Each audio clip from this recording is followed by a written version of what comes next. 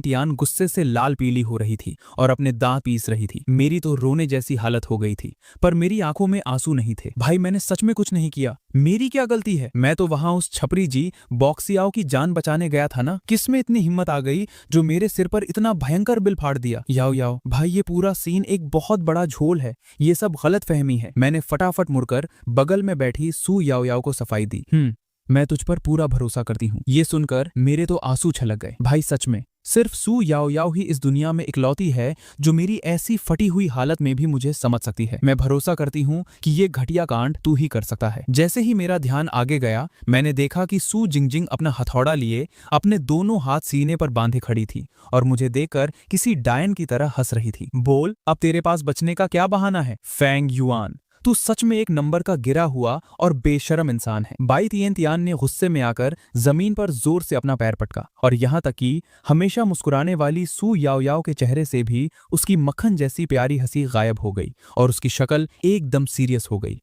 मैं इन तीनों ब्यूटीज के बीच रूम के एक कोने में फंसा हुआ था और डर के मारे धम से जमीन पर बैठ गया। जी बुकशाओ, कमीने तूने तो आज मेरी झंड करवा दी है। मैंने दिल ही दिल में गाली दी। अब तो चाहे कुछ भी कर लो, इस भसड़ से बाहर निकलना नामुमकिन लग रहा है। मैं अपना दिमाग खपा ही रहा था कि अब आगे क्या कांड होगा, तभी अचानक दरवाजा खुला। मैंने सुना फेंग युआन को पनिशमेंट की नोटिस मिली है। ये क्या नया झोल है? जैसे ही मैंने देखा कि अंदर आने वाली तांग नाना है, मुझे लगा जैसे डूबते को तिनके का सहारा मिल गया। वो आज सुबह वाला कांड, पता नहीं बिना बात के मुझे इस भसड़ में क्यों घसीट लिया, ऊपर से नोटिस भी थोप दिया। फेंग युआन को आज हमारे डिपार्टमेंट की मीटिंग में स्टूडेंट काउंसिल ने नोटिस थमा दिया। सू याओ याओ ने फटाफट पूरा मैटर समझाया। कह रहे थे कि इसने दूसरे डिपार्टमेंट के लड़कों के साथ मिलकर कॉलेज की लड़कियों को तंग किया है। ये तुम दोनों ने कुछ झोल किया है क्या? टांग नाना ने अपनी भौहें सिकोड़ी और बाई तियेन तियेन और सू जिंगजिंग को घूरते हुए पूछा। नहीं नहीं, बिल्कुल नहीं। दोनों ने घबराकर जल्दी से अपने हाथ हिलाए। नाना, कहीं वो जिस लड़की को छेड़ने की बात हो रही है वो तू तो नहीं है ना? वो मैं नहीं हूँ, पर सच बोलूं तो इस भसड़ का फेंग युआन से कोई लेना देना नहीं है। ये सुनते ही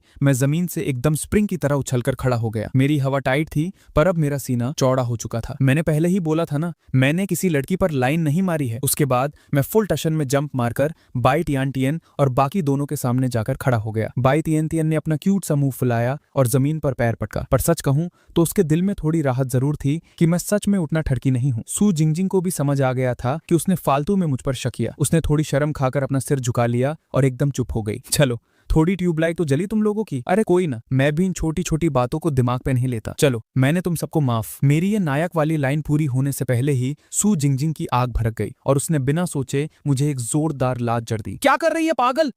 पता नहीं क्यों, पर तेरी कमीनी शक्ल देखकर ही मुझे इतनी आग लगती है कि बस लात मारने का मन करता है। मैंने किसी तरह रो धोकर अपनी पूरी जान लगाकर इन तीनों को आज सुबह वाला पूरा सीन डिटेल में समझाया। तो इसका मतलब तू सच में वहां उसको बचाने गया था? सू याओ याओ के चेहरे पर एकदम माफी मांगने वाला रिएक्शन था, पर यहाँ एक बड़ा झोल लग रहा है। बाई तियेन तियेन को अचानक से कुछ अजीब नोटिस हुआ। कैसा झोल? मैंने और सू जिंगजिंग ने एक साथ कंफ्यूज होकर पूछा। नॉर्मल केसेस में स्टूडेंट काउंसिल ऐसी आशिकी और प्राइवेट लाइफ की भसड़ में टांग नहीं अड़ाती है, और उस पर भी फेंग युआन इस पूरे कांड का मास्टरमाइंड तो बिल्कुल नहीं था। एकदम सही, ये तो बस वहां फ्री की मारपीट देखने गया था। टांग नाना ने उसका साथ देते हुए बोला। मुझे गेम थोड़ा समझ आ रहा है, पर क्यों? फेंग युआन, कहीं तूने स्टूडेंट काउंसिल के किसी बड़े तोपू बंदे से पंगा तो नहीं ले लिया? अरे बिल्कुल नहीं, मैं कॉलेज आया ही कल हूँ, मैं किससे आफत मोल लूंगा भाई? मैंने रोने वाली शक्ल बनाई। पूरी स्टूडेंट काउंसिल में मैं सिर्फ तुम दोनों को ही तो जानता हूँ, तो तुझे लग रहा है कि ये नोटिस वाली सेटिंग मैंने करवाई है? बाई तियेन तियेन ने मुझे आग उगलते हुए घूरा। नहीं नहीं, मैं ऐसा कहा बोल रहा हूँ, पर सच में मैं उनमें से किसी और को नहीं जानता। शू जिंगजिंग हम दोनों की ये तेज तेज भसड़ सुनकर पूरी तरह उलझ चुकी थी। उसका दिमाग घूमने लगा था। उसकी समझ थोड़ी देर से काम करती थी, तो उसने आखिर में पूछा, जब सब कुछ ठीक से क्लियर हो गया है तो क्या अब फेंग युआन की पनिशमेंट हटाई नहीं जा सकती? सू याओ याओ ने मायूसी से अपना सिर ना में हिलाया। ये थोड़ा मुश्किल लग रहा है। भले ही फेंग युआन इसमें हेड नहीं था, पर उसका डायरेक्ट कनेक्शन उस जी बॉक्सियाओ से तो पकड़ा गया है ना। ये क्लियर करना आसान नहीं होगा। अब इस मैटर में तो मैं भी तेरी कोई सेटिंग नहीं बिठा सकती। टांग नाना ने अपनी हंसी रोकते हुए मेरे कंधे पर हाथ थपथपाया। वैसे देखा जाए तो तू डिजर्व करता है। किसने बोला था फालतू की हीरो गिरी दिखाने को? कल चुपचाप जाना और आराम से झाड़ू पोछा लगाना। कल मैं तुझे बताऊंगी एक्टिविटी रूम कहाँ है। मैं सफाई करने में एकदम उस्ताद हूँ, मैं तुझे सिखाऊंगी। शू जिंगजिंग अचानक से पता नहीं क्यों फुल ऑन मोड में एक्साइटेड हो गई। हाँ, मैं भी थोड़ी हेल्प कर दूंगी। मैं अंदर ही अंदर खून के आंसू रो रहा था। मैंने जल्दी से इस रोने वाले टॉपिक को घुमा दिया और पूछा, वैसे हे लिंगलिंग कहाँ गायब है? वो तुम्हारे साथ रूम में क्यों नहीं आई नाना? वो अपने अपने ताइक्वांडो क्लब में प्रैक्टिस करने गई है। टांग नाना ने जवाब दिया, अरे हाँ याद आया, मुझे थोड़ी देर में उसके लिए खाना भी ले जाना है। Taekwondo club. सिर्फ दिमाग में एक सेकंड के लिए हे लिंगलिंग को उस टाइट ताइक्वांडो यूनिफॉर्म में सोचकर ही मेरी तो हवा टाइट होने लगी थी। मेरा दिमाग फिर आसमान में उड़ने लगा था। सु याओ याओ ने मुस्कुराते हुए बताया, लिंगलिंग के पास ताइक्वांडो में ब्लैक बेल्ट सेकंड डैन है। वो तो पिछले हफ्ते ही क्लब में आई थी और सीधा उन्होंने उसे वाइस प्रेसिडेंट बना दिया। और याओ याओ, तुमने कौन सा क्लब ज्वाइन किया है? मैंने अचरज से पूछा। मैंने कोई भी क्लब ज्वाइन नहीं किया है। सु याओ याओ बहुत ही प्यारी हंसी के साथ बोली, मैंने तुझे बताया था ना, मेरी हेल्थ थोड़ी ठीक नहीं रहती, इसलिए मैं किसी और के लिए फालतू की भसड़ नहीं खड़ी करना चाहती। मैंने बाकी की उन तीनों ब्यूटीज की तरफ देखा। और तुम लोग क्या सीन है? बाई टियान टियन ने अपना सिर हिलाया। मुझे इन सब नाटक में जीरो इंटरेस्ट है। रोज इतनी हैवी डांस प्रैक्टिस करके ही मेरी बॉडी की ऐसी तैसी हो जाती है, और वैसे भी इस फालतू टाइम को अपने सब्जेक्ट की पढ़ाई में लगाना ज्यादा दिमाग वाला काम है। मैं और नाना पहले से स्टूडेंट काउंसिल संभाल रहे हैं। वहां इतना दिमाग की दही होती है कि हमने कोई और क्लब नहीं लिया। लेकिन अगर तुझे इसमें से किसी का शौक चढ़ा है तो ये मैडम तुझे अपने साथ ले जाकर दिखा सकती है। आखिर नए फुकरों को क्लब्स में ऐड करवाना भी तो हमारे काउंसिल का ही डिपार्टमेंट है। ये सब बड़े बड़े डायलॉग्स मारते टाइम बाई तियन तियन का चेहरा एकदम आग की तरह लाल था। उसकी तो हिम्मत ही नहीं हो रही थी कि वो सीधा मेरी आंखों में देखे। अरे थैंक यू यार, पर मुझे ऐसी चीजों का कोई शौक नहीं है। मैंने जल्दी से हाथ हिलाकर मना कर दिया। मैं तो बस ऐसे ही टाइम पास के लिए पूछ रहा था। अगर तुझे इंप्रेस नहीं था तो फालतू दिमाग क्यों चाट रहा है? तू सच में किसी आफत से कम नहीं है। मेरा जवाब सुनकर बाई तियन तियन एकदम जल भुन गई। उसने चिढ़कर अपना नरम सा पिंक मुक्का बनाया और फुल पावर से मेरे सीने पर जड़ दिया। ओए मैडम, तू थोड़ा पागल है क्या? इतनी जल्दी तेवर बदल लेती है। हर बात पे ऐसे हाथ उठाना ठीक थोड़ी ना है। मैं चिल्ला उठा। तुम दोनों में सच में एकदम मस्त जोड़ी बन रही हैं। सु याओ याओ हम दोनों की इस नोक झोंक को देखकर मुस्कुराने लगी। भाई इसमें क्या मस्त झोल है? हम दोनों ने एक साथ घूमकर एक ही आवाज में चीख कर जवाब दिया। धीरे धीरे शाम ढल चुकी थी। मैं बालकनी के पास खड़ा इस पागलपन से भरे दिन के बारे में सोच रहा था। कैसी अजीब व गरीब भसड़ चल रही है मेरी लाइफ में यार। कॉलेज में बीते इस 2 दिनों में मेरी लाइफ में इतने तहलके और खतरनाक सीन हो चुके थे कि मेरी पिछली पूरी लाइफ मुझे सस्ती मूवी लगने लगी थी। ओए सुन, पर्ची के हिसाब से आज रात तुझे मेरी रजाई में आना है। टैंग नाना पता नहीं कब मेरे पास आ गई है। अच्छा हाँ, मुझे याद है। मैं 2 पल के लिए एकदम सुन्न पड़ गया। क्या हुआ? तेरी शक्ल पे ऐसे मौत का डर क्यों दिख रहा है? तेरा मन नहीं है क्या आने का? टैंग नाना ने आग दिखाते हुए गुस्से से पूछा। नहीं नहीं बॉस, तेरे साथ बेड शेयर करना तो मेरे लिए जन्नत मिलने जैसा है। मैंने फटाफट मक्खन लगाया।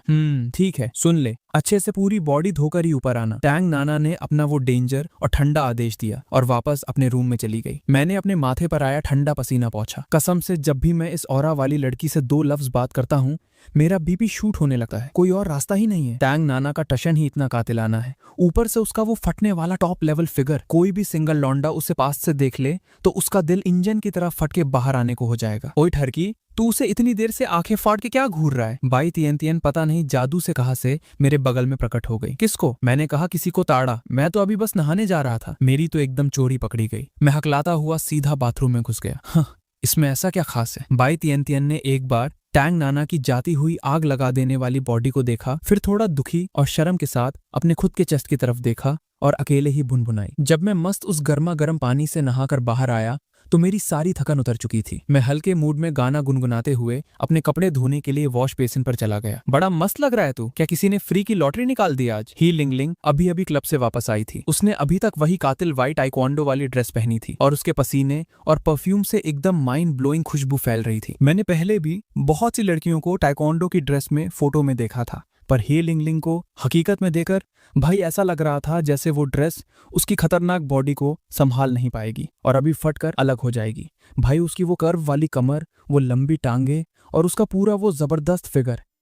उफ, तबाही। एक जवान और करंट से भरा लौंडा होने के नाते मेरा दिमाग वापस से उन्हीं रंगीन ख्यालों में जाकर उलझ गया। कमीने, तेरे दिमाग में पक्का कोई अजीब सी भसड़ चल रही है ना अभी। हे लिंगलिंग ने पल भर में मेरे अंधेरे थॉट्स को कैच कर लिया। उसके क्यूट से चेहरे पर एकदम मजेदार और डेंजर वाली शैतानी हंसी थी। नहीं नहीं भाई, मेरी कसम, मैं बिल्कुल नहीं सोच रहा था वैसा। मैंने जल्दी से अपने बचाव में झूठ बोला। अगर तू ट्राई करके मुझ जैसी हॉट बंदी का दिल जीत लेगा ना तो मैं शायद आगे के लिए इनकार भी ना करूं। हे लिंगलिंग आंख मारते हुए सीधा मजे लेने पर उतर आई। हे लिंगलिंग को पटाना, मैं ऐसी इम्पॉसिबल चीज सिर्फ नींद में भी सोचने से डरता हूं। अरे ठरकी, तू तो सच में ये सब सीरियस होके सोच रहा है? हद है तेरी। हे लिंगलिंग ने लड़कियों वाले प्यारे से नखरे दिखाते हुए मेरे कंधे पर धीरे से एक धक्का दिया। मैंने 100 बार बोला ना, ऐसा कुछ नहीं चल रहा मेरे दिमाग में। चल मुझे मेरे कपड़े धोने दे। मैंने नजर चुराकर भागने का रास्ता ढूंढा। आखिर अपने कपड़े धोने के बाद जब मैं वापस रूम में आया तो मैंने देखा कि टैंग नाना पहले से ही अपने बेड पर सेट थी और अपने टैबलेट पर कुछ सीरियल देख रही थी। भाई इस टाइम इस रानी साहिबा की शांति भंग करना ठीक नहीं है। मैंने आ भरी। पर ठीक उसी टाइम टैंग नाना ने मेरे आने की आहट सुन ली। फैंग युआन, अब ऊपर आ जा। टैंग नाना ने फटाफट अपना टैबलेट स्क्रीन ऑफ कर दिया। क्या क्या अभी सोने का टाइम हो गया है? मैं अचानक से होश खो बैठा। मैंने कहा बेड पर आ, मतलब चुपचाप ऊपर आ। टैंग नाना की आवाज में वो भौकाली वाली पावर थी जिससे ना कहने की हिम्मत किसी में नहीं थी। जैसे ही मैं डर डर के उसके बेड पर पहुंचा, मुझे तुरंत टैंग नाना की बॉडी से आती हुई भयंकर गर्मी फील होने लगी। मेरा पूरा सिस्टम पहले ही स्टेप पर हैंग हो चुका था। टैंग नाना अचानक मेरी तरफ करवट लेकर लेट गई। उसके खुशबूदार नरम बाल हल्के हल्के मेरी आंखों और चेहरे से घिस रहे थे, जिससे मुझे एक अजीब सी करंट वाली गुदगुदी फील होने लगी। तू आज पूरा दिन भर ठीक ठाक औकात में रहा है। टैंग नाना की हल्की नींद वाली आवाज में एक ऐसा जादू और नशा था कि कोई भी फिदा हो जाए। मेरी तो सांस लेने की हिम्मत नहीं हो रही थी। मैंने एकदम जमीन पर देखते हुए हकलाते हुए बोला, वो तो बॉस ठीक से ही रहना था ना। टैंग नाना ने अचानक से हल्के से हंसना शुरू कर दिया। इस आधी रात के सन्नाटे में उसकी ऐसी हंसी किसी कातिल सीने पर गोली लगने से कम नहीं लग रही थी। मेरा मीटर एकदम शूट हो चुका था। मुझे बस इतना होश था कि मेरे दिल की धड़कन बुलेट ट्रेन की तरह भाग रही थी और मेरी पूरी बॉडी डर और एक्साइटमेंट से पत्थर बन चुकी थी। और ठीक उसी अगले पल टैंग नाना अचानक फिसलती हुई बिल्कुल मेरे फेस के एकदम पास आ चुकी थी। उसकी गरम गरम तेज सांसें सीधा मेरे गर्दन और गले पर लग रही थी। तू इतना क्यों डर के फाटी हालत में बैठा है? उसने एकदम सेक्सी और धीमी आवाज में पूछा। तुम ये क्या? मेरी बात अभी पूरी भी नहीं हुई थी कि टैंग नाना ने मुझे बीच में टोक दिया। बस कर, मैं तो बस तुझसे थोड़ी बात करना चाहती थी। वो तो ठीक है, पर ये लोग। मैंने घबरा कर रूम में बाकी सबकी तरफ देखा। टैंग नाना ने भी मेरी नजर का पीछा किया। हमने देखा कि बाकी सारी ब्यूटीज बेड के एक साइड पर झुकी हुई थी और बिना पल के झपकाए हम दोनों को ताड़ रही थी। तुम सब वहां क्या कर रही हो? टैंग नाना ने अपनी भौं सिकोड़ी। नाना दीदी, तूने अचानक से फैंग युआन को अपने बेड पर बुला लिया तो हमें थोड़ी क्यूरियोसिटी हो गई ना। बाई टियन टियन ने अपनी जीभ बाहर निकालते हुए क्यूट सा नाटक किया। हाँ यार, सही बात है। अगर इस कमीने ने तेरे साथ कोई झोल कर दिया तो? हे लिंगलिंग ने भी हंसते हुए आग में घी डाला। क्या मुझे इसका काम तमाम कर देना चाहिए? शू जिंगजिंग ने एकदम मौत वाले सीरियस चेहरे के साथ पूछा। तुम लोग का दिमाग ज्यादा ही चल रहा है। चुपचाप जाओ और सो जाओ सब, टैंग नाना ने चिढ़ते हुए ऑर्डर दिया। ये सुनकर बाकी ब्यूटीज रोते धोते बिना मन के अपने अपने बेड पर वापस चली गईं। टैंग नाना ने सीधा अपना पैर आगे बढ़ाया और स्विच ऑफ करके रूम की लाइट बंद कर दी। फिर वो वापस मेरी तरफ घूमी और मुझे ताड़ने लगी। उनको इग्नोर मार, हम अपनी बात आगे बढ़ाते हैं। उसकी आवाज अब एकदम शांत थी। मैंने धीरे से सिर हिलाया, पर भाई मेरा दिमाग किसी भी तरह फोकस ही नहीं कर पा रहा था। टैंग नाना की बॉडी से आती वो हल्की हल्की महक और उसका वो कातिलाना चेहरा जो मेरे एकदम पास था। मेरे दिल की धड़कनों ने बुलेट ट्रेन पकड़ ली थी। तो मैं सीधे पॉइंट पर आती हूँ। टैंग नाना ने अचानक पूछा। तेरा और जी बो श्याओ का आपस में क्या चक्कर है? बस नॉर्मल हाई स्कूल वाले क्लासमेट्स हैं। अरे मैं उसे उतने ठीक से जानता भी नहीं हूँ। मैंने झूठ बोलकर आगे बढ़ने की पूरी कोशिश की, पर टैंग नाना ने एक शब्द नहीं बोला। वो बस मुझे आंखें फाड़कर घूरती रही।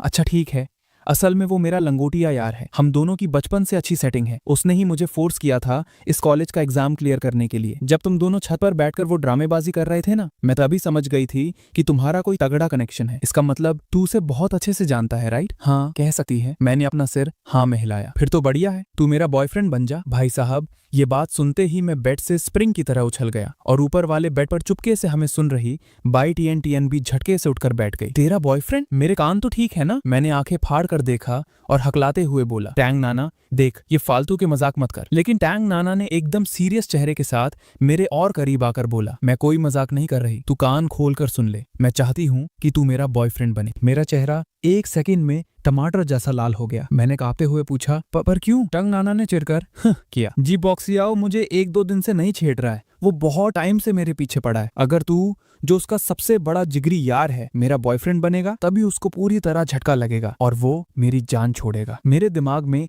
एक साथ 1000 चीजें चलने लगी। एक तरफ मुझे लग रहा था कि ये पूरा आइडिया ही कितना वाहियात और पागलपन वाला है, और दूसरी तरफ बॉस, तंग नाना जैसी लड़की का बॉयफ्रेंड बनने की सोचकर ही मेरे अंदर लड्डू फूट रहे थे। मुझे थोड़ा सोचने का टाइम दे, मैंने टंग नाना की आंखों से नजरें चुराते हुए कहा। तंग नाना ने गुस्से से भौहें चढ़ाई। तुझे अभी इसमें और सोचना है? ये वही चांस है जिसके लिए लौंडे रोते हैं और उन्हें मिलता नहीं। पूरे रूम में एकदम भयंकर सन्नाटा छा गया। इस शांति में मेरे दिल की धक धक की आवाज मुझे ही साफ सुनाई दे रही थी। मैं इसके लिए हाँ नहीं कर सकता। थोड़ी देर तक अपने अंदर जंग लड़ने के बाद आखिरकार मैंने उसे सीधा मना कर दिया। बात ये थी, एक तो ये दोस्ती के नाम पर बहुत बड़ा धोखा होता। मैंने अपनी लाइफ में पहली बार जी बॉक्स याओ को किसी लड़की के पीछे इतना पागल देखा था, और दूसरी बात, इसे बॉयफ्रेंड थोड़ी कहते हैं, ये तो बस एक use and throw tissue paper जैसा टूल बनने वाली आफत थी। तंग नाना ने सपने में भी नहीं सोचा था कि मैं उसे मना कर दूंगा। उसके चेहरे पर एक सेकंड के लिए शौक और फिर भयंकर गुस्सा साफ झलक गया। फंग युआन, तूने मुझे मना कर दिया? तंग नाना की आवाज अब थोड़ी तेज और खतरनाक हो चुकी थी। मैंने एक लंबी सांस ली, अपनी पूरी हिम्मत जुटाई और बोला, आई एम सॉरी नाना, मेरा तुझे इंसल्ट करने का कोई इरादा नहीं है, पर ये जी बॉक्सियाओ के साथ एकदम नाइंसाफी होगी। तंग नाना ने फिर से सर्दी भरा किया। वो कमीना मेरे पीछे कुत्तों की तरह पड़ा है, तो क्या वो मेरे साथ इंसाफी है? तू एक बार फिर दिमाग चला ले, ऐसा मौका लाइफ में सिर्फ एक बार आता है, बार बार नहीं। मैंने एकदम पीछे ना हटने वाले एटीट्यूड से अपना सिर हिलाया। मैंने सोच लिया है, तो भाड़ में जा तू। तंग नाना 2 पल के लिए चुप रही और फिर पलटकर मेरी तरफ पीठ करके लेट गई। उसने एक लफ्ज और नहीं बोला। मेरे अंदर एक अजीब सा दुख और खालीपन आ गया। मुझे समझ नहीं आ रहा था कि मेरे इस फैसले से कहीं तंग नाना मुझसे पहले से भी ज्यादा नफरत तो नहीं करने लगेगी। मुझे खुद नहीं पता था कि मैंने सही किया या अपने ही पैर पर कुल्हाड़ी मार ली। पता नहीं कितना टाइम बीता, पर आखिरकार मेरी आंखें लगी गई और मैं बेहोशी वाली नींद में चला गया। फेंग युआन, ओए फेंग युआन, मेरे कान के पास एक एकदम प्यारी सी आवाज आई। मुझे फील हुआ कि कोई मेरी रजाई को हल्के से खींच रहा है। जैसे ही मैंने पलटकर देखा, भाई ये तो बाई टियान थी। वो बेड के बिल्कुल किनारे पर अपना छोटा सा क्यूट सिर निकाले हुए थी और मुझे एक शैतानी हंसी के साथ ताड़ रही थी। तू यहाँ क्या? मेरी बात अभी पूरी भी नहीं हुई थी कि बाई टियान ने अपने होठों पर उंगली रखकर श्श करने का इशारा किया। मैंने फटाफट अपने मुंह पर हाथ रख लिया। उसने बैल्कनी की तरफ उंगली की, मुझे बाहर आने का इशारा दिया और अपना चेहरा वापस ऊपर खींच लिया। जब मैंने तसल्ली से चेक कर लिया कि तंग नाना घोड़े बेचकर सो रही है, तो मैं बिल्ली की तरह दबे पांव बेड से उतरा और चुपचाप बाई टियान के पीछे बैल्कनी तक चला गया। तूने मुझे इस टाइम यहाँ क्यों बुलाया है? मैंने फुसफुसाते हुए पूछा। तूने मुझसे क्या छिपाया? बाई टियान के चेहरे पर एक पतली सी स्माइल आई। तूने सब सुन लिया है ना? मेरी हालत थोड़ी ऑकवर्ड हो गई। बाई टियान ने अपने दोनों हाथ सीने पर फोल्ड किए और अपनी गर्दन टेढ़ी करके बोली, मैं बस ये जानना चाहती हूँ कि तू दिमाग से थोड़ा पैदल है क्या? नाना इतनी कातिलाना और हॉट है, उसका बॉयफ्रेंड बनने में क्या बुराई थी? तूने उसे ना कैसे बोल दिया? मैंने थक कर अपने कंधे उचका दिए। मैं नहीं चाहता था कि वो जी बॉक्सियाओ को रुलाने के लिए ऐसे घटिया ट्रिक्स यूज करे। बाई टियान ने आंखें घुमाई। बड़ाया देवता कहीं का, पर क्या तेरे छोटे से दिमाग में एक बार भी ये ख्याल आया थी कि शायद तांग नाना सच में तेरे ऊपर थोड़ा बहुत फिदा हो? मैं एक पल के लिए जम गया। कुछ भी, ऐसा झोल नामुमकिन है। उसका टारगेट सिर्फ जी बॉक्सियाओ से पीछा छुड़ाना था। ये सुनकर बाई टियान ने अंदर ही अंदर चैन की सांस ली। आज सुबह ही तो इसने मुझे बिना कपड़ों के ताड़ लिया था और अब तांग नाना के साथ भी ये झोल कर रहा था। अगर फोंग युआन ने आज तांग नाना को हाँ बोल दी होती ना, तो मैं कसम से इसकी ऐसी लात मारती कि इसकी मौत पक्की थी। उसने मन ही मन सोचा। उसने आगे और आग लगाई। उसका फिगर इतना मस्त है, सच बता, क्या तेरा दिल थोड़ा सा भी फिसला नहीं? भाई ऑब्वियस सी बात है फिदा होना, तुझे अंदाजा नहीं है? तांग नाना का वो फटने वाला फिगर अभी बेड पर मैंने देखा। बाप रे, सच में बहुत मैसिव और खतरनाक है। लाइफ में पहली बार मैं उसके आगे वाले बम्पर्स को इतने करीब से देख रहा था। मैं तुझे बता रहा हूँ, इस दुनिया का कोई लौंडा ऐसी बॉडी को देखकर मना नहीं कर सका। तुझे लग रहा है मेरी फटी नहीं थी? उस टाइम मेरे अंदर जो सुनामी चल रही थी, मैं बस थोड़े से और कंट्रोल खोता तो वही फिसल जाता। अगर मेरा वो उसूल नहीं भाई, जहाँ फिगर की बात आती है वहां मेरी सारी नींद वैसे ही उड़ जाती है। मैं तो और भी फ्लो में फुल जोश में भूखने लगा। तभी मुझे अचानक फील हुआ कि बाई टियान एकदम चुप्पी सा चुकी है। मैंने जैसे ही पीछे मुड़कर देखा, मेरी फट गई। उसकी प्यारी आंखों में से आग के गोले निकल रहे थे। अगर तेरा उसूल नहीं, उसके बाद क्या? बोलना आगे कमीने। बाई टियान की ठंडी और कातिलाना हंसी ने मेरी हवा टाइट कर दी। नहीं नहीं भाई, कसम से मेरा दिमाग एकदम साफ था वहां। मैंने तुरंत सफाई देनी शुरू की। मुझे पहले से पता था तू एक नंबर का ठड़की भेड़िया है। बड़े साइज वाली औरतें देखते ही तेरे दिमाग के फ्यूज उड़ जाते हैं। बाई टियान अपने दांत पीसते हुए चिल्लाई, अरे मेरी माँ, तू गुस्सा क्यों हो रही है? तेरा फिगर भी एकदम बिंदास है यार, छोटी क्यूट और एकदम कॉम्पैक्ट, फुल प्यारी वाइब आती है। मैंने इस आग को बुझाने का ट्राई किया। बाई टियान का गुस्सा और फूट पड़ा। उसने अपना पैर उठाया और पूरी ताकत लगाकर मेरा पैर कुचल दिया। किसे छोटी बोल रहा है बे? मेरा साइज एकदम परफेक्ट और नॉर्मल है। फोंग युआन, तू सच में एक नंबर का कमीना है। मेरी दर्द के मारे चीख निकलने वाली थी और मेरे दांत भिज गए। अरे बाप रे, मेरी गलती है। मैं कान पकड़ता हूँ। टियान टियान यार थोड़ा आराम से। टियान टियान छोड़ दे भाई। तू और फैंग युआन इतनी रात को यहाँ अकेले क्या झोल कर रहे हो? शू जिनजिंग मुंह फाड़ कर उबासी लेते हुए बालकनी पर आ गई। बाई तियान तियान डर के मारे उछल गई और उसने झटके से अपने पैर को पीछे खींचा। मैं भी दर्द से सिसक रहा था और लंबी सांसें ले रहा था। शू कप की आंखें नींद के मारे आधी बंद थी और वो फुल डाउट में हम दोनों को ताड़ रही थी। बाई तियान तियान का चेहरा लाल हो चुका था। वो हकलाते हुए बोली, कुछ नहीं। फैंग युआन रो रहा था कि उसे नींद नहीं आ रही, तो मैं बस ऐसे ही उसको हवा खिलाने बाहर आ गई। मैंने भी फटाफट इस बकवास में हामी भरी। हाँ एकदम सही। मेरी आंखें खुली की खुली थी तो मैंने ही टियान टियान को जबरदस्ती रुकने बोला। सच में यार टियान टियान तू इतनी आसानी से इस कचरे को कैसे हाँ बोल सकती है? अगर इसने तेरे साथ कुछ गलत कर दिया तो? शू जिनजिंग मुझे एकदम कातिलाना और शकी निगाह से घूर रही थी। भाई मैंने तो कुछ नहीं किया। मैंने घबराकर जल्दी से अपने दोनों हाथ हवा में उठा लिए। अरे ऐसा कुछ नहीं होगा जिंगजिंग, तू जाकर सो जा, मैं थोड़ी देर में आती हूँ। बाई टियान टियान ने बात को संभाला। ठीक है। शू जिनजिंग ने सीधा मेरी तरफ उंगली दिखाई और पलट कर चली गई। उसके जाने के बाद बाई टियान टियान ने आग बबूला होकर मुझे घूरा। सब तेरी वजह से हुआ है, पकड़े गए हम। मेरी तो शर्म से जान ही निकल गई। फ्यू भाई क्या इस औरत को मुझे काट डालने का कोई पागलपन सवार है? मैंने एक लंबी चैन की सांस छोड़ी। जिंगजिंग दिल की बहुत अच्छी है, बस जो लोग नए होते हैं उनके साथ थोड़ी ऐसी रिएक्ट करती है। और हाँ, उसकी मारपीट की स्किल्स भी बहुत खतरनाक हैं। पता है कॉलेज शुरू होने के टाइम कुछ टपोरी मेरे पीछे पड़ गए थे। जिंगजिंग ने ही मुझे बचाया था। उसने कुछ ही सेकंड्स में उन सबको जमीन पर लिटा दिया था। इतनी खतरनाक। अगर किसी दिन उसने सच में मुझे टपका दिया तो मेरा क्या होगा? मैं अंदर ही अंदर डर गया। कौन तुझे टपकाने आएगा? तू ही पूरा दिन ठरकियों वाली हरकतें करता रहता है। असल में जिंगजिंग को सुपर मेल सिंड्रोम है, इसलिए वो थोड़ी जिद्दी और एक ही बात पर अटकने वाली है, पर वैसी वो बाकी नॉर्मल लड़कियों जैसी ही है। बाई तियान तियान ने समझाया। Super male syndrome? तो क्या इसका मतलब वो बेवकूफ ब्यूटी है? तभी मैं सोचूं कि वो आफत जैसी खूबसूरत क्यों लगती है। ये सुनकर मैं सच में थोड़ा हैरान था। ओए, ये बात गलती से भी जिंगजिंग के मुंह पर मत बोल देना। उसे बेवकूफ सुनना सबसे ज्यादा नापसंद है। अगर उस टाइम उसने तुझे सच में काट डाला तो मैं तेरी मदद नहीं कर पाऊंगी। बाई तियान तियान ने मुझे हल्के से एक मुक्का मारा। ठीक है, बहुत रात हो गई है, हमें भी अब रूम में चलना चाहिए। क्या तेरा मन नहीं कर रहा मेरे साथ थोड़ी देर और रुकने का? एक काम कर, आज रात तू मेरे बेड पर आजा, हम और बातें करेंगे। मैंने मजाक के मूड में कहा। बिना कपड़ों के होकर बातें? फैंग युआन, मुझे लग रहा है तेरी सच में मौत आई है। बाई तियान तियान भी मजाक ही करना चाहती थी, पर उसे लगा कि मैं वापस उसके कल रात वाले कान का मजाक उड़ा रहा हूँ। उसने सीधा मेरी कमर पर एक जोर की चुंटी काट ली।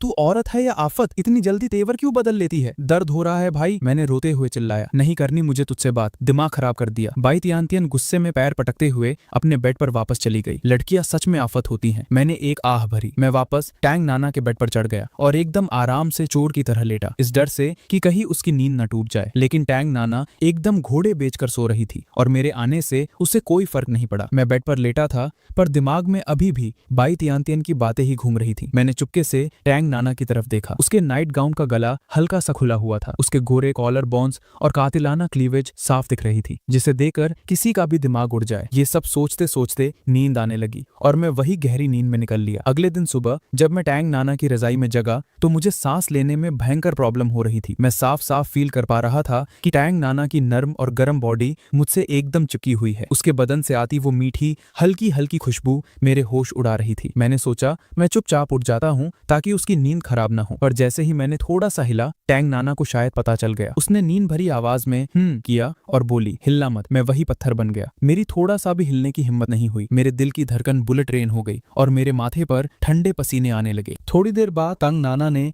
धीरे धीरे अपनी आंखें खोली और आधी नींद में मुझे ताड़ने लगी। उसके बाल बिखरे हुए थे, पर इस लुक में वो आग की तरह और भी ज्यादा हॉट लग रही थी। क्या तुझे इस तरह सोने में मजा आ रहा है? टैंग नाना ने अपनी एक लंबी टांग मेरी टांग पर रखी और उसके नर्म एसेट्स सीधा मेरे हाथ पर आकर दब गए। इस कातिलाना टच से मेरा पूरा दिमाग हैंग हो गया। नाना, ये तुम क्या? मुझे लगा था कि मेरी बॉडी डर से पत्थर हो चुकी थी, पर जैसे ही मैंने नीचे देखा वहां कुछ और भी ज्यादा सख्त हो चुका था। ये क्या है? टैंग नाना की नजर रजाई के ऊपर बन गए उस टेंट पर पड़ चुकी थी। बाप रे, खत्म। मैं तो गया। मैं फटाफट उठकर बैठ गया और उसे अपने बदन से छुपाने लगा। इतनी जल्दी जा रहा है? टैंग नाना ने अपना हाथ मेरी पीठ पर रखा और हल्के से सहलाने लगी। उसकी आवाज में एक खतरनाक जादू था। भाई मेरे पेशेंस का दी एंड हो चुका था। मैं सीधा रजाई उठाकर बेड से भाग निकला। कचरा कहीं का, मुझे मना किया था ना, मैं खुद तुझे अपने प्यार में पागल बना दूंगी। ऐसा हो ही नहीं सकता कि मैं तुझे पिघला ना सकूं। तंग नाना ने एक हाथ से अपना सिर पकड़ा और मुझे जानवर की तरह भागते हुए देखती रही। उसके चेहरे पर एक शैतानी मुस्कान आ चुकी थी। मैं बेड से कूदा, रजाई वही फेंकी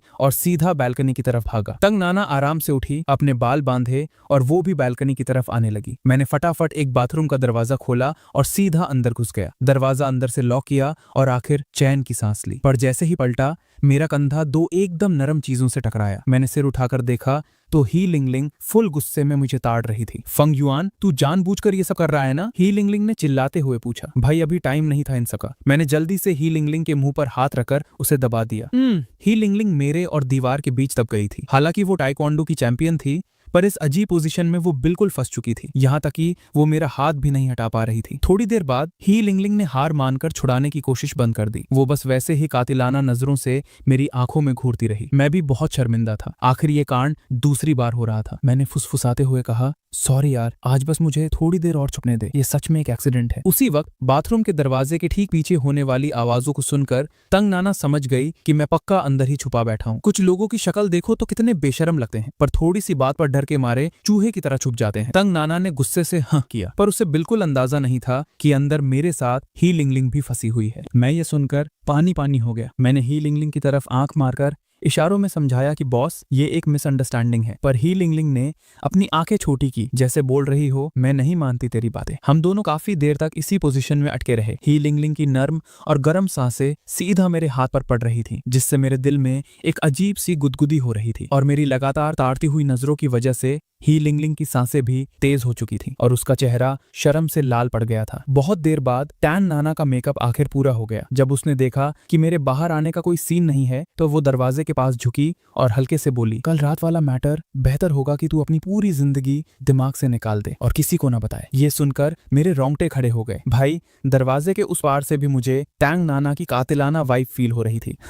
इसका मतलब कुछ बड़ा कांड हुआ है। ही लिंगलिंग का एक्सप्रेशन अचानक से एकदम मजेदार हो गया और वो शैतानी आंखों से मेरी तरफ घूरने लगी। मेरा दिमाग बंद हो चुका था। मैंने पूरी ताकत से आंख मारकर उसे चुप रहने का इशारा किया। ही लिंगलिंग ने भी पलकें झपकाई और हाँ में सिर हिलाया और फिर अचानक उसने अपने दांत सीधा मेरे हाथ पर गाड़ दिए। आह! मेरी दर्द से चीख निकल गई। पागल हो गया है क्या? बाहर खड़ी टैंग नाना को मेरा अचानक चीखना बिल्कुल अजीब लगा। मेरा दर्द के मारे मुंह बन चुका था, पर मैं गुस्सा भी नहीं निकाल सकता था। मैं बस अपना हाथ पकड़कर ही लिंगलिंग की उस शैतानी हंसी को घूर रहा था। टैंग नाना ने इरिटेशन में अपनी भौहें सिकोड़ी और बालकनी से चली गई। मैंने दरवाजे की झिर्री से ठीक से चेक किया कि वो चली गई है। तब जाकर मैं चोर की तरह बाथरूम से बाहर आया। भाई ही लिंगलिंग, तू पिछले जन्म में जानवर थी क्या? इतनी बुरी तरह काटा है। मैंने अपने हाथ पर छुपे उस गहरे दांत के निशान को देखा। ही लिंगलिंग ने मुझे घूरा और पूछा, वैसे वो कल रात वाला मैटर क्या था? तुम दोनों? ही लिंगलिंग के चेहरे पर वही शैतानी हंसी थी। तू दिमाग में कोई फालतू झोल मत ला। मैंने ऐसा वैसा कुछ नहीं किया। मैंने दोनों हाथ हिलाकर इनकार किया। और इतना डर क्यों रहा है? मैंने ये थोड़ी बोला कि तूने क्या किया है। मैं तू क्या कर रहा है? ठीक है, टैंग नाना ने मना किया है तो मैं आगे भसड़ नहीं करूंगी। ही लिंगलिंग ने मेरे कंधे को थपथपाया। Thank you. वैसे भी सच में कोई कांड नहीं हुआ। मैं बोल चुका हूँ, मुझे इन सब में कोई इंटरेस्ट नहीं है, चाहे वो बाइटियांटियन हो या टांग नाना। बस नेक्स्ट टाइम इस बात का ध्यान रखना कि तुम लोग मुझे ऐसे अजीब हालत में टॉयलेट में ब्लॉक ना करो। वो पोजीशन सच में बहुत ऑकवर्ड होती है। एक्सीडेंट था भाई, पूरा एक्सीडेंट था। मैंने शर्म से अपना सिर खुजलाया। तभी दूसरे बाथरूम का दरवाजा धीरे से खुला और सू याओ याओ अंदर से बाहर आई। कसम से फिर वही सीन। ही लिंगलिंग का चेहरा टमाटर बन गया और वो घबरा कर मुझे ताड़ने लगी। घबरा मत, मुझे 100% भरोसा है कि सू याओ याओ ने हमारी बातें नहीं सुनी होगी। मैंने पूरे टशन में ही लिंगलिंग से कहा। कौन सी पोजीशन? तुम दोनों किस बारे में बात कर रहे हो? सू याओ याओ ने अपनी हमेशा वाली प्यारी और मासूम शक्ल बनाकर पूछा। तूने तो कहा था। इसने नहीं सुना। ही लिंगलिंग ने धीरे से बड़बड़ाया। मैं भी अचानक वही पत्थर बन गया। तब जाकर मैंने ध्यान दिया कि सू याओ याओ ने इस वक्त अपनी सुनने वाली मशीन हियरिंग एड पहन रखी थी। क्या हुआ? तुम दोनों की शक्ल थोड़ी उड़ी हुई लग रही है। तबीयत ठीक नहीं है क्या? सू याओ याओ ने टेंशन में पूछा। नहीं, बिल्कुल ठीक है। हम दोनों यहाँ सुबह की एक्सरसाइज कर रहे थे। फांग युआन मेरे पीछे पड़ा था कि मैं इसे टाइक्वांडो सिखाऊं, तो मैंने इसे बस 2-4 मूव्स दिखाए हैं। ही लिंगलिंग ने मेरी तरफ आंख मारते हुए बहाना बनाया। हाँ, एकदम सही, हम एक्सरसाइज कर रहे थे, बस थोड़ा थक गए हैं अभी। अच्छा ऐसा है, तो ध्यान रखना, ठीक है? मैं पहले क्लास के लिए निकल रही हूँ। सू याओ याओ ने स्माइल किया और चली गई। अरे बाप रे, आज सुबह तो मेरी भी एक क्लास थी ना। वो मैं भी पहले निकलता हूँ। मैंने अपना माथा पीटा और जल्दी से याद आते ही बोला। जब मैं भागता हांफता क्लास में पहुंचा तो क्लास लगभग पूरी भर चुकी थी। बाई तियन तियन ने एक बुक रखकर अपने बगल वाली सीट ऑक्यूपाई कर रखी थी। जैसे ही उसने मुझे देखा, उसने हाथ हिलाकर मुझे बुलाया। ये तुम क्या? मैंने बाई तियंतियन की इस हरकत को देखकर हैरान होते हुए सोचा। ऐसे खड़ा क्या है, आ और बैठ यहाँ, बाई तियंतियन ने ऑर्डर दिया। क्लास के बाकी लोग भी घूम घूम कर मेरी तरफ देखने लगे। मुझे बड़ा अजीब और ऑकवर्ड लगने लगा। मैंने अपना सिर खुजलाया और बाई तियंतियन से कहा, मैं पीछे जाकर ही बैठ जाता हूँ। यहाँ बैठ। बाई तियंतियन ने सीधा मेरा हाथ पकड़ा और मुझे खींचकर कुर्सी पर बिठा दिया। क्या हुआ? ऐसे बिहेव कर रहा है जैसे मुझे जानता ही नहीं। उसकी आवाज में हल्का सा गुस्सा साफ झलक रहा था। नहीं, पर मेरा तेरे साथ यहाँ बैठना ठीक रहेगा क्या? मैं थोड़ा अंदर से डरा हुआ था। तुझे क्या लगता है मुझे तेरे साथ बैठने का कोई शौक है? बाई तियंतियन ने गुस्से से कहा। असल में वो कहना चाहती थी कि क्या तुझे मेरे साथ बैठने से सच में प्रॉब्लम है? वो आज दोपहर तुझे स्टूडेंट काउंसिल के रूम में सफाई के लिए जाना है ना? मुझे बस ये डर था कि तू रास्ता भूल न जाए। बाई तियंतियन ने थोड़ा शांत होने का नाटक करते हुए कहा। अरे तो थैंक यू। मैं आराम से नोट्स लिखने लगा, पर बीच बीच में चुपके से बाई तियंतियन को घूर रहा था। आज बाई तियंतियन ने एक पिंक कलर की शॉर्ट स्कर्ट पहनी थी। व्हाइट लेस वाली सॉक्स उसकी पतली और चिकनी टांगों को कवर कर रही थी। शॉर्ट स्कर्ट के नीचे उसका फिगर एकदम परफेक्ट और गोल शेप ले रहा था। किसी के लिए भी इसे देखकर कंट्रोल करना मुश्किल था, खासकर जब मैं उसके कपड़ों के नीचे उसकी वो कातिलाना बॉडी जो मैंने देख ली थी याद करता था, तो मेरे दिल की धड़कन बुलेट ट्रेन की तरह भागने लगती थी। उसका फिगर शायद तंग नाना और हे लिंगलिंग जैसा आग लगाने वाला नहीं था, पर इन पांचों कैंपस ब्यूटीज में बाई तियंतियन का चेहरा सबसे ज्यादा मासूम और प्योर था, एकदम परफेक्ट। चाहे उसकी आंखें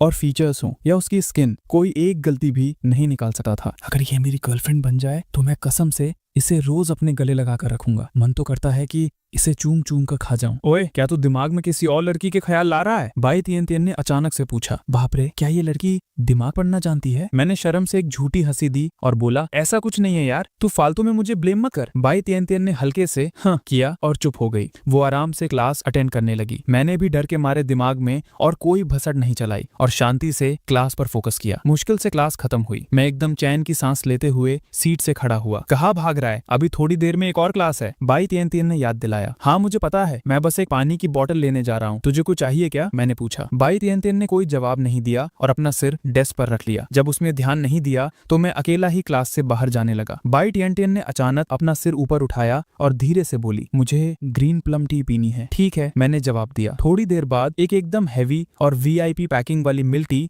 बाई तियंतियन की टेबल पर लाकर रखी गई। मैंने कहा था ना, मुझे ग्रीन प्लम टी चाहिए। बाई तियंतियन अभी बोलने ही वाली थी, तभी एक हैंडसम और थोड़ा बड़ी उम्र का दिखने वाला लौंडा उसकी बात काटते हुए बोला, बाई तियंतियन, क्या मैं यहाँ बैठ सकता हूँ? प्रेसिडेंट, आप यहाँ? बाई तियंतियन ने तब नोटिस किया कि ये आने वाला बंदा स्टूडेंट काउंसिल का नया प्रेसिडेंट था। सॉरी यार, पिछली क्लास में मैं किसी ऑफिशियल काम से छुट्टी पर था, इसलिए आ नहीं पाया। पर देखो किस्मत, जैसे ही अंदर आया तुम यहाँ दिख गई। स्टूडेंट काउंसिल प्रेसिडेंट ने टशन में मुस्कुराते हुए सीट पकड़ी। प्रेसिडेंट, मेरा मतलब वो नहीं था। बाई तियंतियन ने जल्दी से बात क्लियर करनी चाहिए। ये टी, ये मैंने अपने घर के पर्सनल शेफ से बनवाई है। मुझे लगा ये तुम्हारे टेस्ट के हिसाब से ठीक रहेगी। स्टूडेंट काउंसिल प्रेसिडेंट ने वो टी उसकी तरफ खिसकाई और आराम से टांग पर टांग रखकर बैठ गया। नहीं, मेरा कहने का मतलब था कि आप यहाँ नहीं बैठ सकते, ये जगह पहले से बुक है। बाई तियंतियन ने अपनी आवाज थोड़ी तेज कर दी। उसकी आवाज सुनकर आसपास के लोग भी मुड़कर हमारी तरफ देखने लगे और ठीक उसी टाइम मैं अपने दोनों हाथ में ड्रिंक्स लेकर क्लास में घुसा। तियंतियन, इतना नखरे मत दिखाओ, तुम इतनी सुंदर हो, मेरे साथ बैठोगी तो कोई कुछ फालतू नहीं बोलेगा। स्टूडेंट काउंसिल प्रेसिडेंट को लगा कि बाई तियंतियन थोड़ा शर्मा रही है, इसलिए वो उसकी तरफ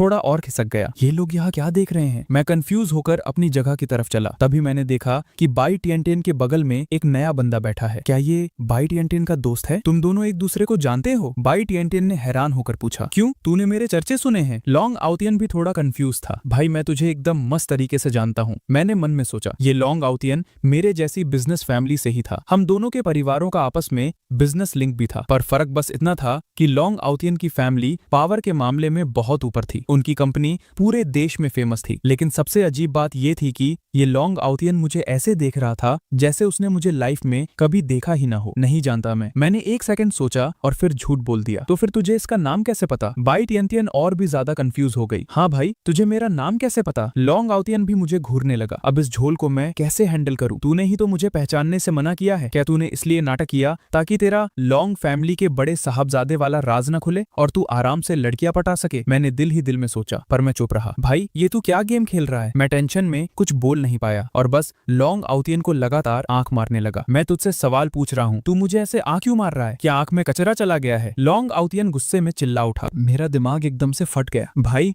मैं अच्छे काम के लिए तेरी सच्चाई छुपा रहा था और तू मेरी ऐसी ऐसी तैसी कर रहा है, मुझे थोड़ी भी इज्जत नहीं दे रहा है ना। ठीक है, अब मुझे मत बोलना। अरे बाप रे, लॉन्ग बॉस, आप तो सच में बड़े वीआईपी निकले, तभी चीजें भूल जाते हैं। मैं फैंग युअन हूँ भाई, बचपन में मैंने तुझे गोद में खिलाया था, याद आया? लॉन्ग ऑटियन अभी कुछ बोलने ही वाला था कि मैंने उसे बीच में रोक दिया। आप तो हमारे बिजनेस वर्ल्ड के आने वाले सुपरस्टार हैं, बाकी जगह की तो छोड़ ही दो, सिर्फ इस सिटी की बात करें, कौन आपको नहीं जानता लॉन्ग बॉस। आपकी लॉन्गयून ग्रुप ने पिछली बार हमारी फैंग फैमिली की बहुत अगरी मदद की थी। सच कहूं तो अगर लॉन्ग फैमिली की इन्वेस्टमेंट नहीं होती तो हमारी सिटी इतनी जल्दी इतनी आगे कभी नहीं बढ़ती। हमारे लॉन्ग बॉस तो लड़कों में सलमान खान और पैसों में अंबानी है, किस्मत के मामले में तो सबसे टॉप लेवल पर आते हैं। जब मुझे पता चला कि ये हमारी जियांगचन यूनिवर्सिटी में पढ़ रहे हैं तो क्या मैं इनको देखकर पागल नहीं होऊंगा। मैंने जानबूझकर अपनी आवाज इतनी तेज रखी थी कि पूरी क्लास सुने।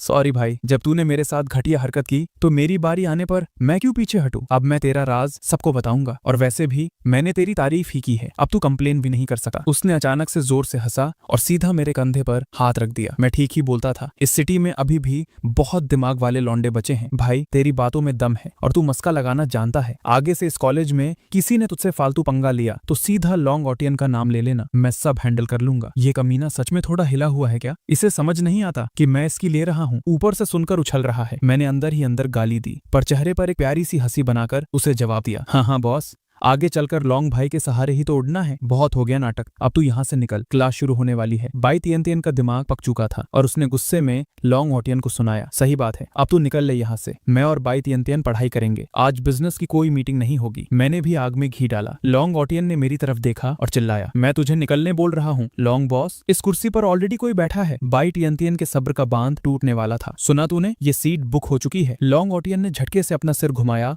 और हैरानी से बाई तियन को घूरने लगा। उठ जा यहाँ से। बाई तियन ने कुर्सी से खड़े होकर शेर की तरह दहाड़ मारी। लॉन्ग ऑटियन डर के मारे एकदम स्प्रिंग की तरह कुर्सी से उछल गया। बाई तियन ने उसे एक कातिलाना लुक दिया, फिर उसने मेरा हाथ पकड़कर मुझे, जो कि डर के मारे पत्थर हो चुका था, वापस उस कुर्सी पर बिठा दिया। लॉन्ग ऑटियन वहां अकेला शर्म के मारे बेइज्जत खड़ा था। उसकी शक्ल ऐसे लग रही थी जैसे उसने अभी अभी टटी खा ली हो। क्लास की बेल बज गई। बाई तियन ने वापस से लॉन्ग ऑटियन को चिढ़कर घूरा और बोली, अभी भी खड़ा यहाँ मक्खी मार रहा है क्या? मुझे और फैंग युआन को पढ़ने दे। मैं एकदम कंफ्यूज होकर कभी बाई तियन को देख रहा था तो कभी लॉन्ग ऑटियन को। फैंग युआन नाम है ना तेरा? बेटा, मैंने तुझे दिमाग में बिठा लिया है। लॉन्ग ऑटियन ने गुस्से में एक आखिरी धमकी दी और अपना मुंह काला करके सबसे पिछली लाइन वाली सीट पर चला गया। ये क्या भसड़ चल रही है? अब मेरा दिमाग पूरी तरह हैंग हो चुका था। मैं अपनी जगह पर पत्थर की तरह बैठा रहा और हिलने की भी हिम्मत नहीं हुई। मैं डर डर के चुपके से बाई तियन को ताड़ रहा था, इस डर से कि कहीं अगली गाली मुझे ना पड़ जाए। बाई तियन ने बिना कोई एक्सप्रेशन दिए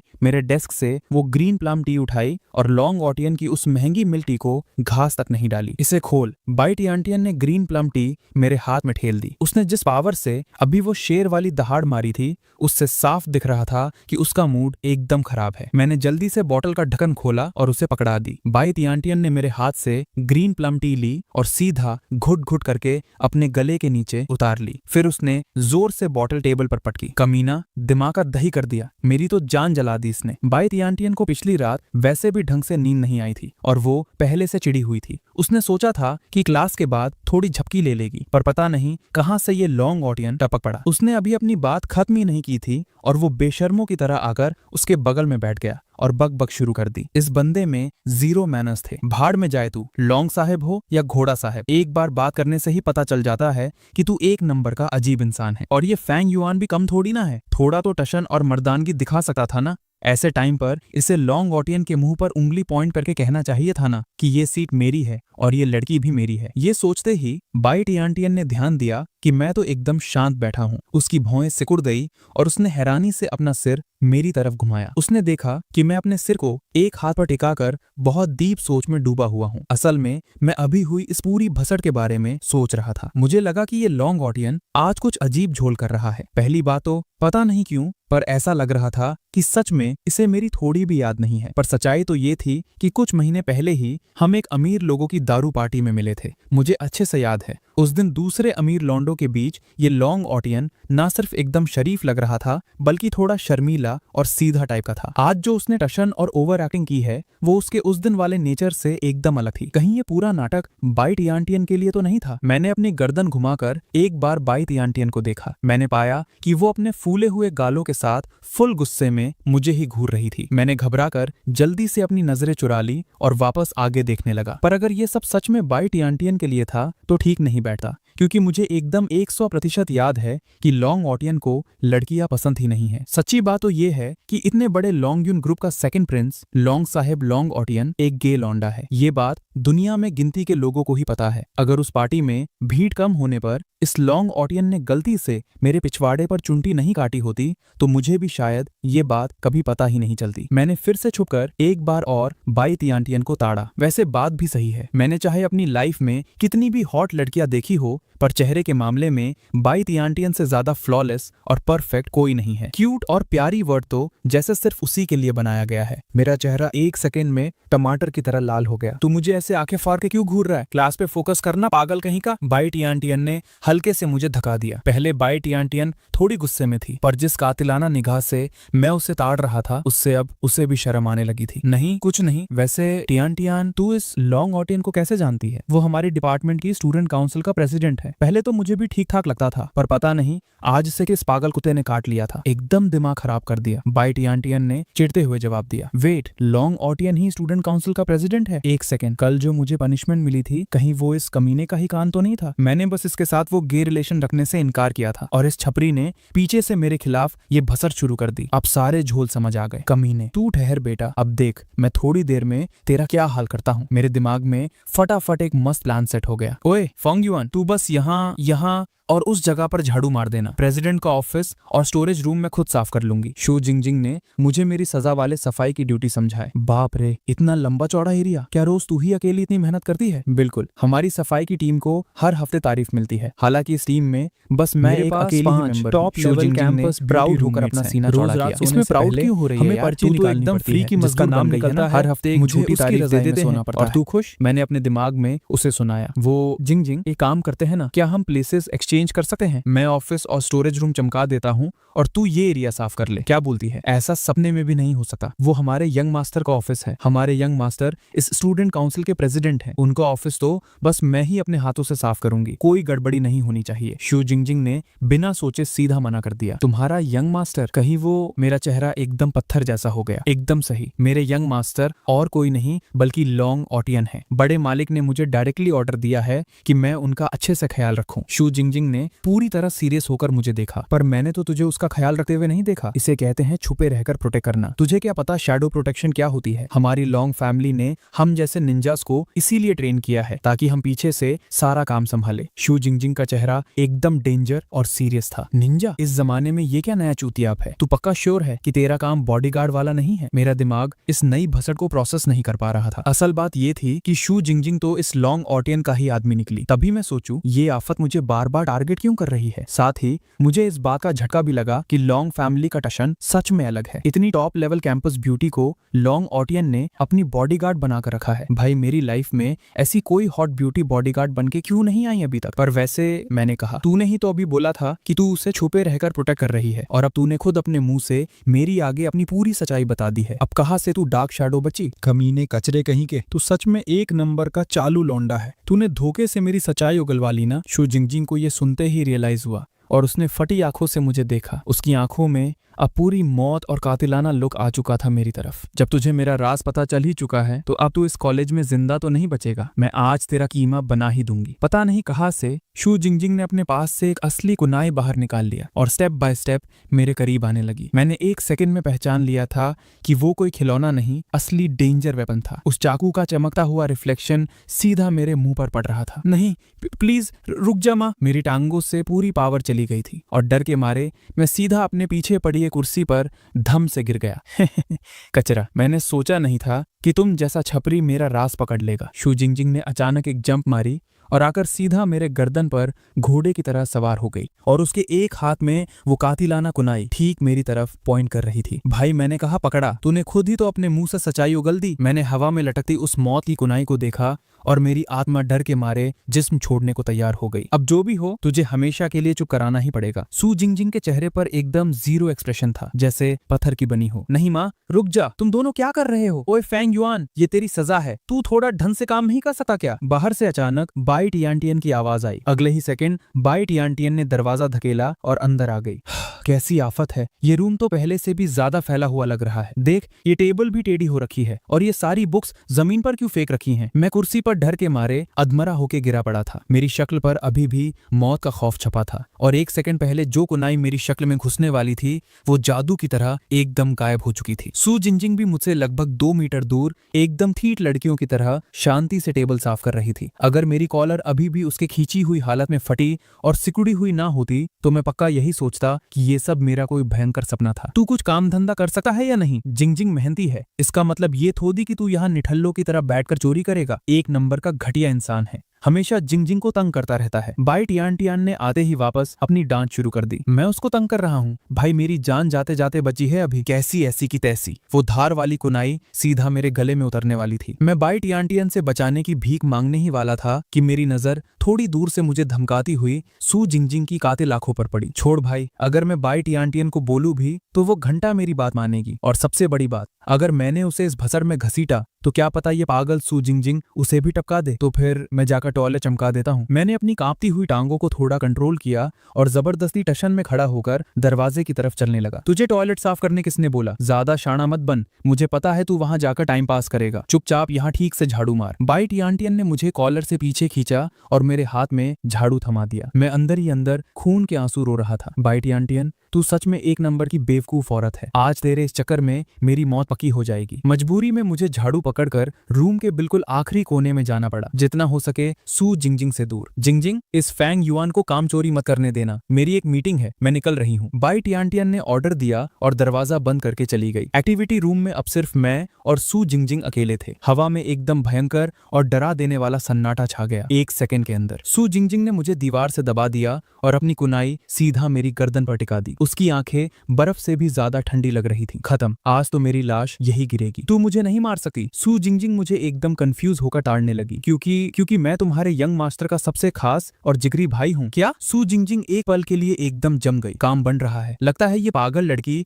मेरे इस झूठी स्क्रिप्ट में फंस रही है। एकदम सही, मैं और लॉन्ग ऑटियन बहुत पुराने भाई हैं। उसके ऊपर तो मेरे पैसे भी उधार हैं। अगर तूने मुझे टपकाया तो वो गुस्से में आग बबूला हो जाएगा। मैंने उसे उल्लू बनाना जारी रखा। अच्छा ऐसी बात है। सू जिंगजिंग की ट्यूबलाइट आखिर जल ही गई। मैंने हल्के से उंगली से उसकी कुनाई को अपने गले से दूर धकेला। हाँ भाई, तुम्हारे यंग मास्टर के पास पैसों की कमी थोड़ी ना है जो वो मेरा उधार नहीं चुकाएगा। तू खुद सोच, अगर तूने मुझे मार डाला तो मुझे माफ कर दो। मुझे सच में नहीं पता था कि तुम यंग मास्टर के भाई हो। सू जिंगजिंग ने फटाफट घबराकर मुझे छोड़ दिया। यंग मास्टर पर आपके कितने पैसे उधार हैं? मैं आपको थोड़े बहुत अभी वापस कर देती हूँ। सू जिंगजिंग जल्दी जल्दी अपने कपड़ों की जेबों में हाथ डालकर कुछ ढूंढने लगी। भाई, मेरा दिमाग ही हैंग हो गया कि अब इसे क्या बोलूं। मैंने तो सपने में भी नहीं सोचा था कि ये सू जिंगजिंग इतनी इजीली बेवकूफ बन जाएगी। सू जिंगजिंग ने कई सारे बैंक कार्ड्स और चिल्लर बाहर निकाल लिए। उसका चेहरा शर्म से लाल था और वो बोली, ये मेरे पिछले कुछ सालों की टोटल सेविंग्स हैं। हालांकि ये सिर्फ 15,042 रुपए और 50 पैसे ही हैं। मैं ये सब आपको दे रही हूँ। बस यंग मास्टर को थोड़े और दिन का टाइम दे दीजिए। भाई, ये क्या भसड़ है? मुझे पता था कि वो मेरी बातों पर भरोसा कर चुकी है, पर इतना अंधा विश्वास, या फिर मैं ये कहूँ कि मुझे अंदाजा नहीं था कि ये लड़की दिमाग से इतनी ज्यादा पैदल और पागल हो सकती है। क्या इसी को लोग एकदम मासूम बोलते हैं? भाई, तुझे पता भी है तेरा ये चिल्लर तुम्हारे यंग मास्टर की एक वीआईपी रेड वाइन की बोतल के टैक्स के बराबर भी नहीं है। मैंने दिल में सोचा, मैं एक निंजा हूँ, कोई आम बॉडीगार्ड नहीं, और मैं लॉन्ग फैमिली की वफादार हूँ। उन्होंने मुझे पाला पोसा है। मुझे किसी सैलरी की जरूरत नहीं होती, पर मेरे पास सच में बस इतना ही कैश है। सू जिंगजिंग ने पूरी सीरियसनेस से बताया।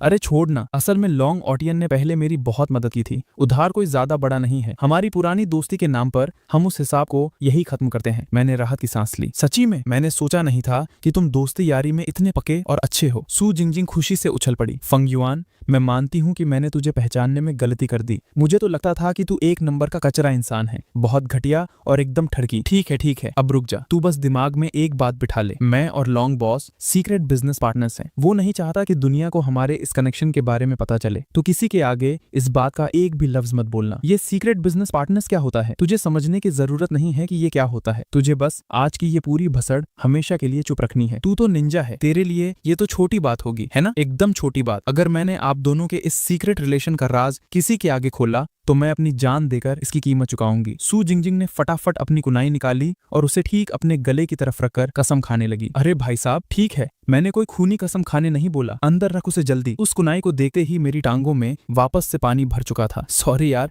मैं थोड़ी ज्यादा एक्साइटेड हो गई थी। सू जिंगजिंग ने अपना सिर खुजलाया और उस कुनाई को वापस अपने स्कर्ट के नीचे अपनी टांग पर बांध लिया। तो फिर मैं जाकर अपना झाड़ू पोछा शुरू करता हूँ, थोड़ी देर में उनकी मीटिंग खत्म हो जाएगी। मैं ये बोलते हुए सीधा स्टूडेंट काउंसिल प्रेसिडेंट के ऑफिस की तरफ चल दिया। फेंग युआन, ओए रुक, वो जगह मुझे साफ करनी है। अरे तू दिमाग चला, तू भूल गई क्या मेरा और लॉन्ग ऑटियन का क्या झोल है। मैं पलटा और सू जिंगजिंग को घूरा। तुम दोनों सीक्रेट बिजनेस पार्टनर्स हो, सू जिंगजिंग ने धीमी आवाज में बताया। तो फिर बात खत्म ना, तू बस बाहर वाला एरिया चमका दे, पर वहां ठीक से और पूरी मेहनत से सफाई करना, ठीक है। सू जिंगजिंग को अभी भी थोड़ा डाउट हो रहा था। भाई 100% टेंशन मत ले। कड़ी मुश्किल से मैंने इस आफत सू जिंगजिंग से पीछा छुड़ाया। मैंने फटाफट अंदर जाकर ऑफिस का दरवाजा अंदर से लॉक मारा। भाई मेरी किस्मत, अच्छा हुआ मेरा दिमाग आइंस्टाइन की तरह तेज चलता है, वरना आज ये बेवकूफ औरत मुझे फोकट में टपका देती और किसी को कानो कान खबर तक नहीं होती। वैसे सोचने वाली बात है, ये सू जिंगजिंग सच में एक निंजा निकली। क्या ये वही निंजा हथौड़ी वाली flying thunder God technique use करती है? अच्छा है इस लड़की का फ्यूज उड़ा हुआ है। लेकिन बेटा लॉन्गॉटियन, तेरा बाप भी कोई आम लौंडा नहीं है। तूने मुझे फालतू में सजा दी ना, आज मैं तुझे ऐसी कातिलाना गिफ्ट दूंगा कि तू जिंदगी भर याद रखेगा। मेरी नजर ऑफिस की डेस्क पर रखे उस चाय के जग पर पड़ी और मेरे चेहरे पर एक भयंकर और कमीनी हंसी आ गई।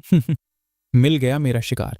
मैंने अपनी जेब से एक छोटी सी दवाई की पिल निकाली और उसे उंगलियों में पकड़ लिया। ये गोली पूरी तरह से डार्क ब्राउन रंग की थी और इसमें कोई अजीब स्मेल नहीं थी। ये मेरी मेहनत की कमाई से खरीदी हुई लूज मोशन पिल है। इसकी एक ही गोली और मैं गारंटी देता हूं तू अगले 3 दिन तक टॉयलेट में नाचेगा। मैंने अपनी उंगलियों से उस गोली का पूरा चूरा चूरा कर दिया और उसे चाय के जग में एकदम ठीक से डाल दिया। मुझसे झाड़ू लगवाएगा तू? वेट कर बेटा, थोड़ी देर में मैं तेरी कब्र पर झाड़ू मारूंगा, कमीने ठरकी इंसान। मैंने उस जग को मस्त तरीके से हिलाया ताकि दवाई अपना असर ठीक से पानी में घोल ले। ये सारा कांड सेट करने के बाद मैं चुपके से वहां स्टोरेज रूम में घुसकर छुप गया और दिमाग में फुल पॉपकॉर्न सेट करके वेट करने लगा कि कैसे थोड़ी देर में लॉन्ग ऑतियां एक अल्टीमेट जेट स्प्रे वॉरियर बनेगा। थोड़ी देर बाद शू जिंगजिंग ऑफिस में आई और उसने देखा कि मैं वहां से फरार हूं। उसकी तो आग ही लग गई। कमीना कहीं का, मुझे बोला था ठीक से सफाई करेगा और खुद भाग गया। शू जिंगजिंग को मजबूरी में खुद ही पूरा ऑफिस चमकाना पड़ा। लॉन्ग ऑतियां उसी टाइम अपनी मीटिंग खत्म करके अंदर आया। वो आते ही